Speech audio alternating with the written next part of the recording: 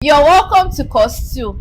In this class, I'll be teaching you tricks, hacks, and strategies on how to get topics to use for your content creation as a business owner. In the introductory class, we spoke about what content creation can do for your business and also the thin line between both of them. Now that we know about content creation and the things it can do for your business, let's talk on how to get topics to use for the content creation. Before we start, so I'm not going to increase your hope about this class. If you join this class with the hope of not doing research, or I'm just going to table down everything to you on a platter of gold without doing any research, my sister, I don't think this class is for you.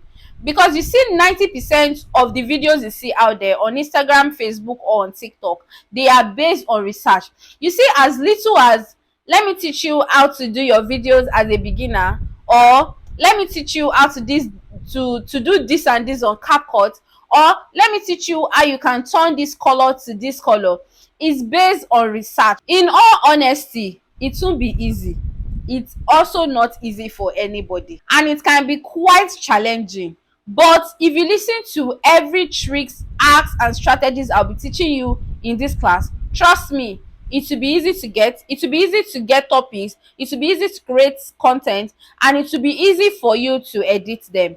It's not hard, it's actually very simple. I have 3 tricks I use in getting topics for my videos, and also the hacks and strategies I've been using for years that has helped me to get informative videos, and I use it to create content for my brand. Number 1 is off the brain research. Number 2 is off the audience research, and number 3 is trending topic research. I'm going to explain all the tricks I just mentioned to you. Number 1, which is off the brain research. I know most people might have an idea on how this work, but I would also like to tell you that 99.99% of the videos I dish out are based on my brain research, or should I say off the brain research. You know, all those tiny little voices that speak to you when you're doing something, whether you're in the bedroom, you know, that time you go to the restroom and you want to use the restroom, and one idea just comes to your head, or just pop in your head, or you're cooking in the kitchen, or you're even drinking water, or when you were even walking on the road, or probably when you're speaking with your friend, or let me say when you're sleeping. You know, those tiny little voices, they are off the brain research. Your brain is working, so you need to make use of it. Generally, we all have little voices in our head, and sometimes we tend to ignore them, or you just shove them under the bed because you feel like they are not great idea, or they might not work for you. My sister, you see that little thing right there is my trick, and that's what has been working for me for years. Now let's talk. How do you bring that little voices in your head to reality, or how do you make content out of those little voices that speak to you when you're in the restroom, or even when you rush somewhere, or you're on bike? How do you make those voices into content? I'll get there. Now let me tell you one important trick, and this is something that I don't even want it to leave you now till 10 years if you're still doing your business, or you even have any other thing you're doing and you need content creation for it, is always have your phone with you. I know that most people would have told you this online, but I'm telling you again, I want to remind you again that you should always have your phone with you. You see all those little voices or little ideas that just pop in your head. When you have your phone with you, make sure that you always write these ideas down. And the reason why I said the most important thing under this off the brain research is to always have your phone with you is because you don't even know when the next idea will come. You might even think, oh, this idea will not come because I just want to quickly run to the kitchen to get a sachet of water, and I won't stay long. You see that period of you entering the kitchen to pick water, and that idea pop in your head, and you're like, oh, you know what, immediately I get to the room, I'm going to write it down. Before you get to the room, that idea might just fly away. There is this thing someone told me many years back, and I'm also going to share it with you guys. When God drops an idea in your head, he's also dropping it in 1 million other people's head. So before you even think of starting your own, or before that idea will come back, you would have seen series of videos online that people have created with that same idea that you think is special to you. So that's why I said wherever you go, any minute at all, make sure that you always hold your phone, or your phone is always with you. Let me tell you guys a short story. I used to be that girl that I actually love writing things down, any little thing at all. I just love writing things down. But you see, the only thing I don't write down is my idea, because I feel like, oh, I have an amazing brain, and my memory is intact. There is nothing I have in my brain right now that you will ask me in the next 10 hours or 24 hours and I will not download it for you. Now, whenever I have an idea, I always have this feeling of I'm going to write it later, or probably when I'm sleeping and one idea just pop in my head, I'll be like, oh, you know what, instead of me just standing up in the middle of the night and looking for my phone or my notepad to write this thing on, I'm just going to wake up tomorrow morning and I'm going to write it down. My brothers and sisters, I might wake up the next day and not remember anything. In fact, I'm not even going to remember something that is going to lead me into remembering the rest.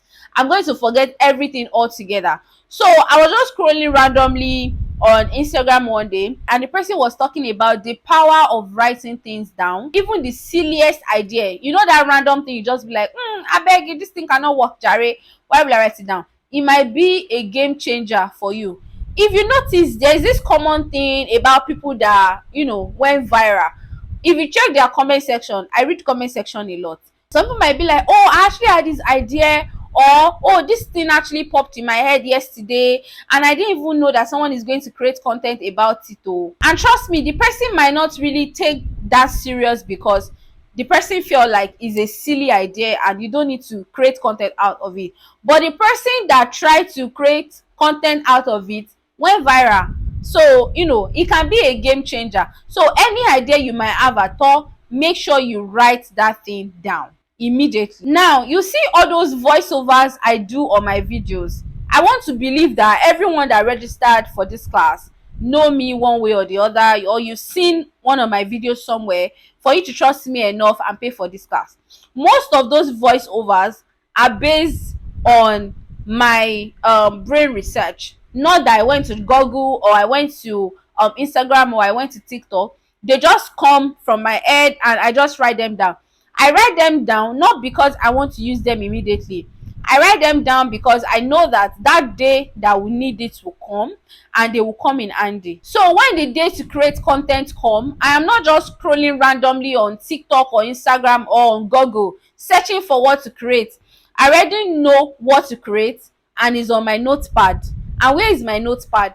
On my phone. In summary, what do you need for this off your brain research? All you need is your paper and your pen, or your phone. There is an app called Notepad. It's on iPhone. I also know that there is Notepad also on Android. So whether you use an iPhone or use an Android, you can always write things in your Notepad. That app is actually created for you and is on your phone. So make sure you make use of it. We will be talking about how to create content out of your ideas and how to make them really nice in other courses. But for now, let's move on to the next trick. Number 2 is old audience trick. Audience in my own term, not Google, means people that listens to you, people that currently check your status, your WhatsApp status, people that currently check your Instagram stories, or it can even be your family members that check your Instagram stories if you've not started your business. That right there is your audience. Your audience does not have to be from strangers or people you don't know. So even if you've not started your business, people that are on your current page, like your personal page that you want to turn into your business page, or your personal page before you create your business page, those right there, they are your audience. So now, how do I get topics of my audience? People that check my status daily, people that check my Instagram stories. How do I get topics of them? In this course, we are talking about how to get topics to use for your content creation. Number 1 under old audience trick is ask questions. You ask questions like, why do you hate buying dresses? Or why do you hate shopping for jeans online? Or why do you think people don't wear panties? I know that if you know me very well, you know I ask all these kind of questions randomly. Sometimes you might get responses that might not seem realistic to you, or you might even get responses that you be like, what's this person saying? My sister, if you analyze that response, you will get their pain point, you will get the reason why they don't buy jeans, you will get the reason why they don't buy panties, you will get the reason why they don't shop for dresses online. And that's right there, you're going to get a topic out of their pain point and the reason why they don't do those things that you ask them. You can make content like, I know you hate buying jeans, but trust me, this brand is going to get you your perfect size of jean, is going to make sure that you get your perfect bra size, is going to make sure that you get your perfect pant size, is going to make sure that any dress you get from us, you're going to get exactly what you're ordered for. Now, I'm not saying that you should do a voiceover on a video. Doing voiceover on a video too is a way of doing content creation. But I mean, making informative videos on how and why they need to shop from you and why they need to trust you to deliver the best dress to them, or the best pants, or the best bra, or the best jeans they've ever worn. Now, if you sell pastries like cake, puff puff, donut, I know Milky Donut is trendy right now. You can ask questions like, why do you think Milky Donut is trending? Or what's the rave about Milky Donut? Or you can even say, why do you hate flour so much? Someone like me now, I hate flour so much. I just get body. But you see, I can't really, when I eat puff puff or I eat donut or anything, I'm just going to start looking for tom tom or something meaty to take. I just don't like flour. I just don't like it at all. So now imagine me seeing it on somebody's status or somebody's Instagram story, asking why I hate eating puff puff or why I hate eating flour. In this kind of scenario, I'm going to reply the person and say, oh, I actually hate eating flour because it gets me irritated and I might start visiting the toilet every now and then. Now, that's my pain point. That is the reason why I don't eat them. Now, you've gotten a response out of me. I told you that I don't like eating it because of this. If you make content out of it and you make a video like, you don't eat puff puff, you don't eat flour, I have a solution for you, and then you're like, if you eat this and this, or our own puff puff or our own this does not have a particular ingredient that will make you run to the toilet, or if you are lactose intolerant, our Milky Donuts will not make you purge, or is not going to make your tummy feel troubled. If you make that kind of video, that kind of content, people that are lactose intolerant, or people that don't like eating flour, or people that actually don't like taking milk, and you want them to buy your Milky Donuts, all those kind of people will come to patronize you. Why? Because you've told them that your product is not going to make them have this. Now, before you make that kind of video, this is where research will come in. You're going to research the kind of product, or should I say the kind of ingredient that will not make lactose intolerant people to run to the toilet, or the kind of milk you can buy that will not affect them. If you make that kind of research, right, it's going to make people feel like you know what you're doing, because you're also going to check Google and realize that you're correct. Now, we are in the world of everybody's doing research. So before you dish out any content, or you want to tell us the kind of ingredients that you're providing for us that is not going to affect us, please make sure that you know what you're saying, because people can drag you. I know people say, oh, there is no bad publicity, any publicity is a good publicity, but publicity like that can affect your brand. So make sure that any information you're giving us, whether you sell pastries or you sell underwear, you sell clothes, you sell shoe, make sure that you do your research on it and you are sure of the information you're dishing out before telling us. Now, I want you to know that this method will work for any brand, whether you fix nails, whether you render service, you do microblading, or you fix lashes. You can ask people, why don't you want to do microblading?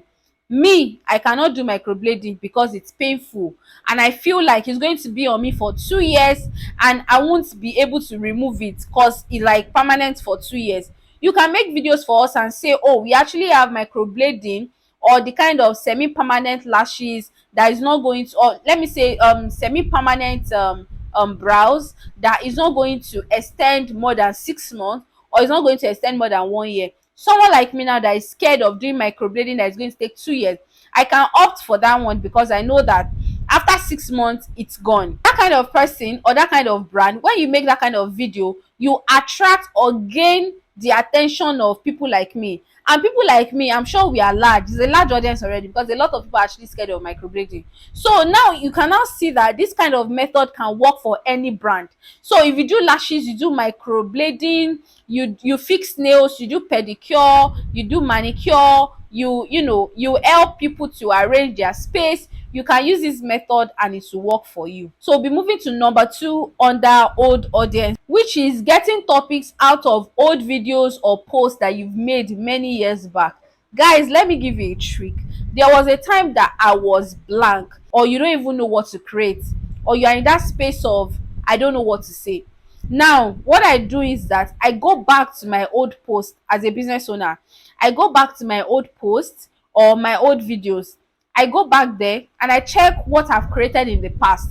If I've made videos on how to get your bra size, I can do it again because there are some new audience that are on my page now, and they will also like to know how to get their bra size, and they won't necessarily have to go to the last post that I've made on my page before they see it. That kind of video, I can make an updated version of that video. Oh, an updated version on how to get your bra size, or an updated version on how to get your dress size, an updated version of how to know your jeans size. All those kind of video will help you to grab the attention of a new customer or an existing customer that has not even remembered you in years. They'll be able to see that video and be like, oh, Lulu is still here, or oh, Lola is still here. They'll be able to message you and say, oh, I want to buy bra, or I want to buy pants, or I want to buy pastries, or I want to buy jeans. Now, I don't want you to only go back to videos that did well in the past. There are some videos that you might have created 4, 3, 6 years back, and maybe they had 2 likes or they had 10 views. Those kind of videos, you can get those topics out and then now do your research. You go to Google, you go to TikTok, check what people are currently saying about them, and then do another video on them. Trust me, you might not know the kind of video that might go viral or the kind of video that people might like. So that's why you have to consistently dish out videos. Just like that, you've gotten another way to get topics for your videos. And now I want to say something before we move to the third trick, which I love so much. I love it so much. Now, I don't want you to say, oh, because it's an old video or it's an old content, you now want to download that same video and post it. The quality of the camera you used then might be different from the quality of the camera you use now. So instead of you downloading that video and reposting, or you just doing it shabbily, I would advise that you put your mind and your determination into making another video and create content out of it. Edit them in a nice way, make them crisp and clear, which we'll still talk about in the courses that we have coming up. So make sure that you put laziness aside, edit these videos very well, and make sure that you're very audible in your videos. Now let's move on to the third trick, which is trending topics. You know how most of us, we can sit down all day scrolling through Instagram, TikTok, Facebook, and do nothing. Like, you know, when you just keep scrolling, you're laughing. I'm also like that. I'm not even going to lie. We are all like that, except you just have some kind of discipline that is, beyond this world. It's normal. It's normal for you to scroll through Instagram and all other social media applications that we have. But I'm glad to tell you that, you see, those scrolling that we do for 24 hours without getting anything out of it, it can also help us to get topics. Now, how do you use this to your advantage? As a business owner, right? You always have to use trending topics to your advantage all the time, except you are indisposed or you don't have the opportunity to use it at that time. Remember when Vicky James' wedding was trending? It was everywhere. The wedding, the introduction, the church wedding address, the buzz was everywhere. As an underwear vendor, I could have used that to my advantage. How?